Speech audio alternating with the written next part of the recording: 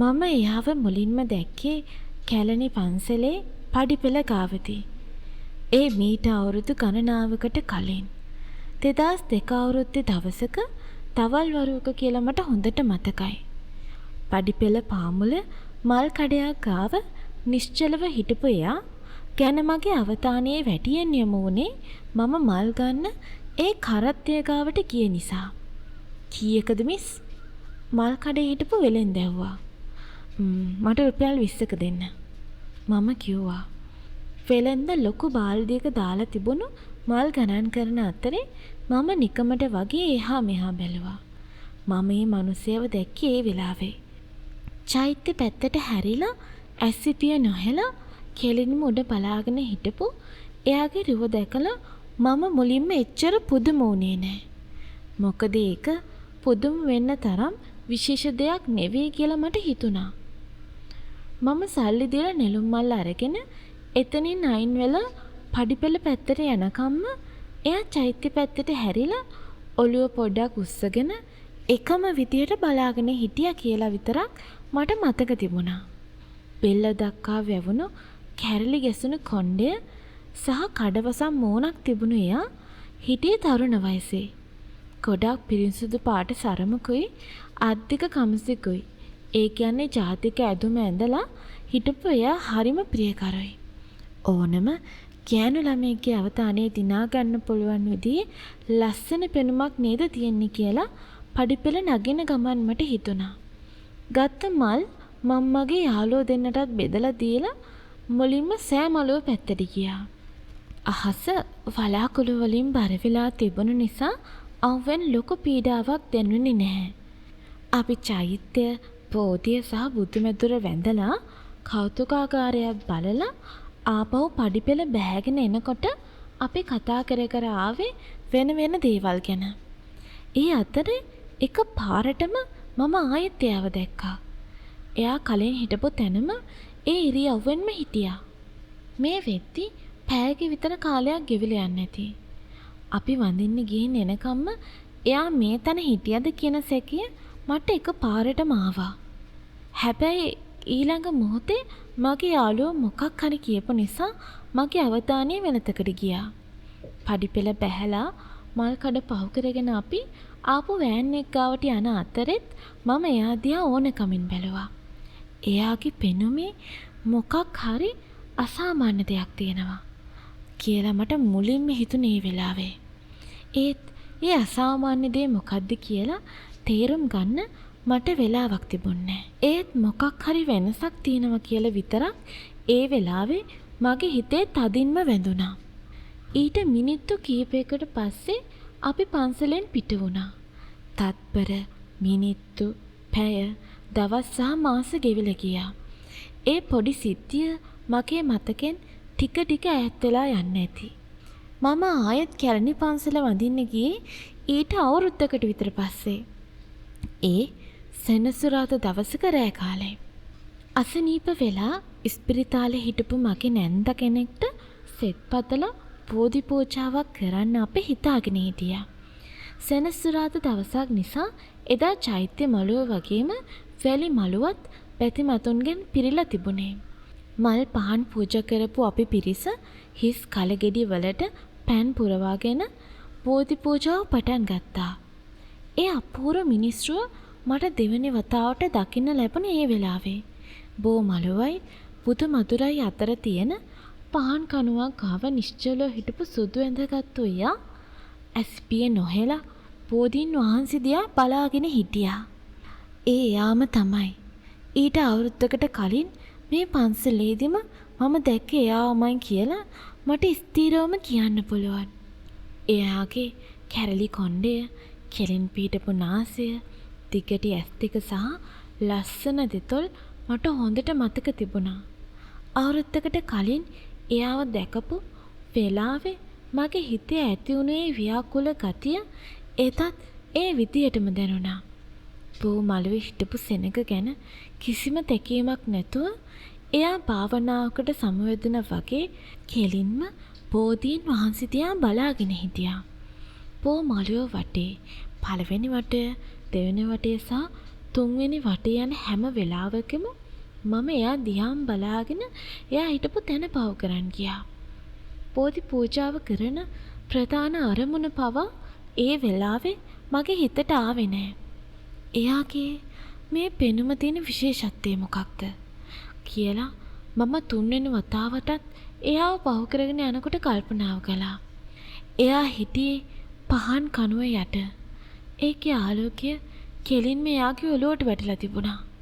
එයාගේ මේ දර්ශනයේ තියෙන විශේෂත්වය මොකක්ද? මම මගේ හිතේ 10 වාරයක් ඒ ප්‍රශ්නේ අහන්න ඇති. ඒත් කිසිම දෙයක් පැහැදිලිව තේරුම් ගන්න බැරි වුණා. නැන්ද වෙනුවෙන් සෙත් කවි කියන අතරෙත් මාගේ අවධානය තිබුණේ ඒ රුවටයි.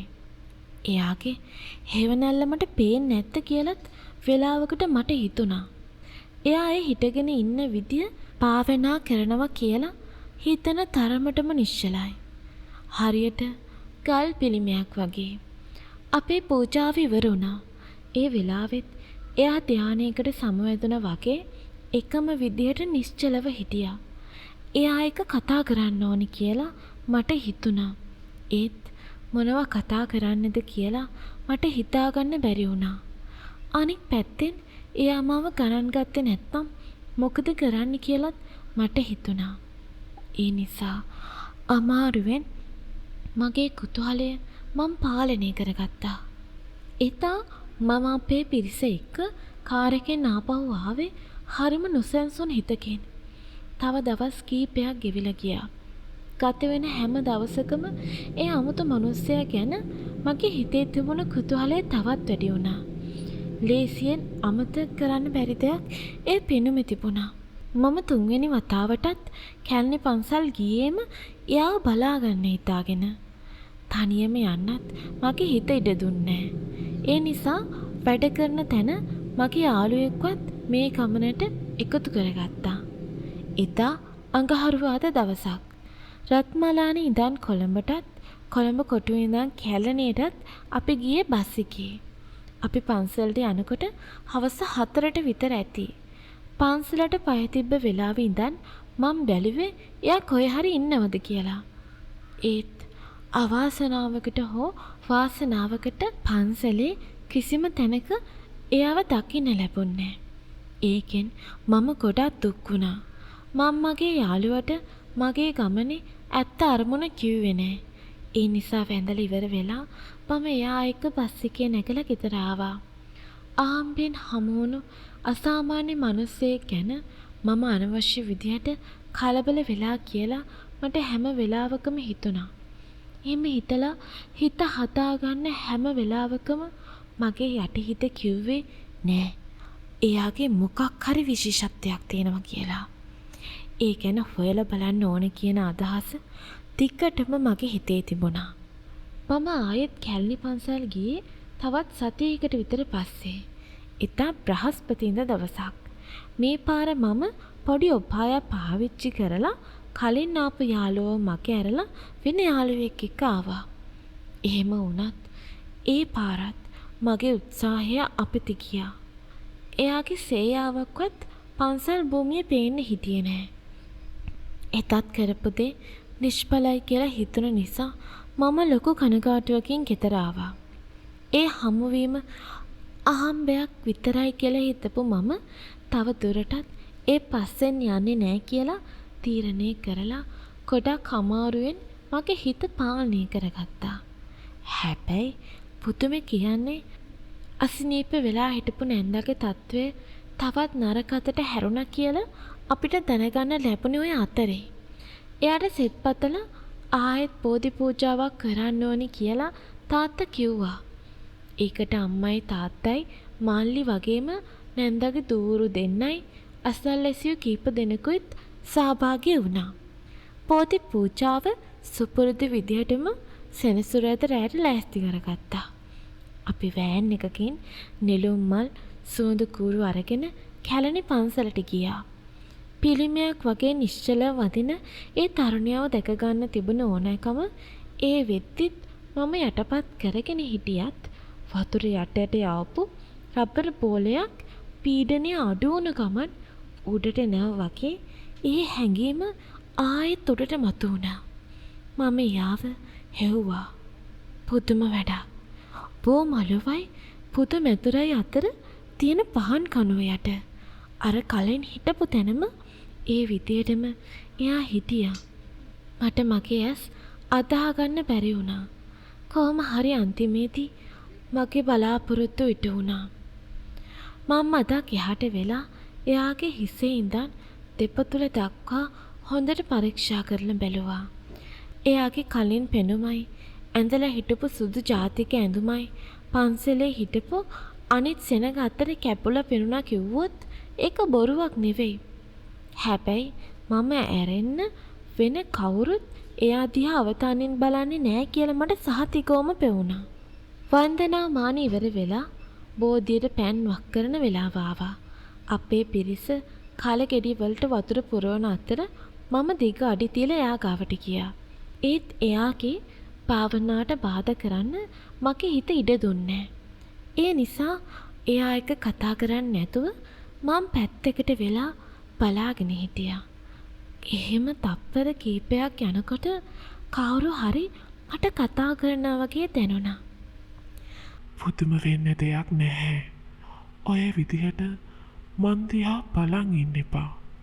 ඔබට මිසක් වෙන කාටවත් මාව පේන්නේ නැහැ. කවුරු හරි මගේ කනට කොඳුරනවා වගේ මට දැනුණා. මම වටපිට බැලුවා. ඒත් මගේ ගාව කවුරුත් හිටියේ නෑ. ඒක තරුණ පිරිමියෙකුගේ කාම්බීර හඬක්. එයා නෙවෙයිද? එයාගේ කට හෙලවෙන්නේ නිශ්චලයි. අවධානය තියෙන්නේ වෙන කොයි හරි. ඒත් ඒ කතා කළේ මට නේද? ඒ පුදුමයත් එක්ක ඇතුණු ගැස්ම තප්පර කීපයකින් නැති වෙලා ගියා. ඔව් මම ඔයා දිහා තමයි බලාගෙන ඉන්නේ. වෙන කාටවත් ඔයාව පේන්නේ නැහැ කියන්නේ මොකක්ද ඒ කතාවේ තේරුම? මම එහෙම හිතුව විතරයි. හැබැයි යාට ඒක දැනුණා. මම දන්නවා ඔබ මාංශස බලන බව. මීට කලින් දෙපාරක්ම ඔබ මාව දැක්කා. ඒ ගැන හිත කලබල කරගන්න එපා. මම කිම්මුර දවස්වලට මේ පන්සලට එනවා. බුදුන්ගේ ශ්‍රී පාද පාස ලැබුණ මේ පූජනීය තැන දැක ගැනීමෙන් වගේම වන්දනා මාන කිරීමෙන් මට ලොකු සහනයක් ලැබෙනවා. මට ඒ හඬ ඇහුණා. මට ඒක අදාහ ගන්න බැරි වුණා. මම හිතන දේ එයාටත්, එයා හිතන දේ මටත් ඇහෙනවා. දැනෙනව නේද? ඔයා කවුද? මම හිතින් නැව්වා. මම ඔබේ මිතුරෙක් කියලා හිතන්න සොයුරිය. මම කවුද කියලා හොයන්න ඔබේ වටිනා කාලය නාස්ති කරන්න එපා. ඒ වෙනුවට ඔබ කවුද කියලා තේරුම් ගන්න ඒ කාලය යොදවන්න. ඔබ කවුද කියලා ඇත්තටම තේරුම් ගත්ත දවසක ඔබ වටා තියෙන මේ හැම තේම කොච්චර නිෂ්ඵලද කියලා ඔබට තේරෙයි. අනිත් හැම දේම වගේම මමත් මායාවක් කියලා හිතන්න සොයුරිය. මට ඒ දේ ඇහුණා. මායාවක්? ඔයා මේ මොකද්ද කියන්න හදන්නේ? කියන්න. මොකක්ද ඒ කතාවේ තේරුම? මම හිතින් ඇහුවා. දැන් ඒ ගැන හිතන්නේ නැතුව ඔබ මෙතනට ආපු කාරණේ ගැන හිතන්න. ඔබේ නැන්ද ඉන්නේ ගොඩක් අසාධ්‍ය තත්ත්වයේ. මට දැනෙන විදිහට එයාට අද මධ්‍යම රාත්‍රියෙන් පස්සේ ජීවත් වෙන්න තියෙන ඉඩකඩ ගොඩක් අඩුයි. එයා වෙනුවෙන් ඔබට වගේම අපිටත් කරන්න පුළුවන් එකම දේ සෙත් පතන එක විතරයි. මට ඒ හඬ ඇහුණා. ඒත් මම මෙතනට ආවේ කොහොමද? මොකටද වගේ ප්‍රශ්නයකටද කියලා එයා දැනගත්තේ කොහොමද? කොහොමද දන්නේ මගේ නැන්දට අසාධ්‍යයි කියලා? මට මේ කිසි දෙයක් තේරෙන්නේ නැහැ. මම හිතුවා. නිශ්චල වතුර තියෙන පොකුණක පතුල පේනව නේද? වතුර කොච්චර ගැඹුරු වුණත් ඈතින් තිබුණත් ඒකේ පතුල පේනවා. ඒ හඬ මට ඇහුණා. ඊළඟ මොහොතේ කවුරු හරි මගේ උරහිසට අත තිබ්බ වගේ දැනුන නිසා මම පස්සේ හැරිලා බැලුවා. ඒ මගේ නෑතෑ වෙන නංගි අමායා මගේ ගාව හිටගෙන හිටියා. ඔයා මෙතනට වෙලා මොකද කරන්න යන්නේ? අපි හැමතැනම හෙව්වා. යමු යමු. මම ඔයාටත් පැන් කලයක් පිරෙව්වා. යන්. හරි. එහෙම කියලා මම ආයෙත් එයා හිටපු පැත්ත බැලුවා. ඒත් එයා එතන හිටියේ නෑ. මම හැම තැනම හෙව්වා. ඒත් එයාගේ සේයාවක්වත් පන්සලේ තිබුණේ නෑ. එයා අතුරුදහන් වෙලා. බෝධි පූජාව ඉවර වෙලා අපි ආපහු වෙනකොට මගේ හිතේ තිබුණේ ලොකු බරක්. ෆෑන් එකේ වාඩි වෙලා මම කල්පනා කළේ එයා කියපු දේවල් ගැන. එයා මන්තරකාරයෙක් හරි ඉන්ද්‍රජාලිකයෙක් හරි වෙන්න ඇති කියලා මට හිතුණා. ඒත් කෙනෙක්ගේ හිත කියවන්න ඉන්ද්‍රජාලිකයෙකුට උනත් බෑ. එහෙනම් මෙයා කවුද? හිත දියුණු කරපු ඍෂිවරයෙක්ද? දෙවියෙක්ද? නැත්තම් මගේ හිතේ මවාගත්ත මායාවක්ද? එයා කිව්වා වගේම අසාධ්‍ය තත්ත්වෙ හිටපු මගේ නැන්දා එදා රෑ 11:40ට විතර නැති වුණා කියලා අපිට දැනගන්න ලැබුණා. එදා එයා මැරෙනවා කියලා මම කලින්ම දැනගෙන හිටියා කියලා මම කාටවත් කියන්න ගියේ නෑ. මොකද මම ඒක දැනගත්තේ කොහොමද කියලා කවුරු හරි ඇහුවොත් මට දෙන්න උත්තරයක් තිබුණේ නෑ. ඇත්ත කිව්වත් කවුරුත් ඒක පිළිගන්න එකක් නෑ. ඒ නිසා නිහඬව ඉන්න එක තමයි හොඳම දේ කියලා මට හිතුණා. එදා ඉඳන් අද වෙනකම් මම ගොඩක් වතාවක් කැලණි පන්සල් ගිහින් තියෙනවා. ඒත් ඒ අමුතු සිද්ධිය වුණු දවසට පස්සේ මම ආයෙත් එයාව දැක්කේ නෑ. එයා කවුරු වෙන්න ඇතිද කියලා මම අදටත් කල්පනා කරනවා. මම එක එක දේවල් හිතුවත් ඒ හැම අදහසකටම පැටහැනි දේවලුත් තියෙන නිසා මම ඒක අමතක කරලා දාන්න උත්සාහ කරනවා. ඉතින් මේ වගේ අద్భుත කතා බලන්න අපේ channel එක subscribe කරන්න වගේම අපේ වීඩියෝ එක අද හොඳයි නම් like කරන්න කියලා තිලනවා. ඊට අමතරව අපිට අපේ subscribersලා 1000 සීමාව පව කරන්න ඔයගොල්ලන්ගේ චූටි උදව්වක් විදියට අපි අනිවාර්යෙන් subscribe කරන්න කියලා තිලනවා. එහෙනම් ගිහින් එන්නම්. ඔයගොල්ලෝ හැමෝටම සුබ දවසක්.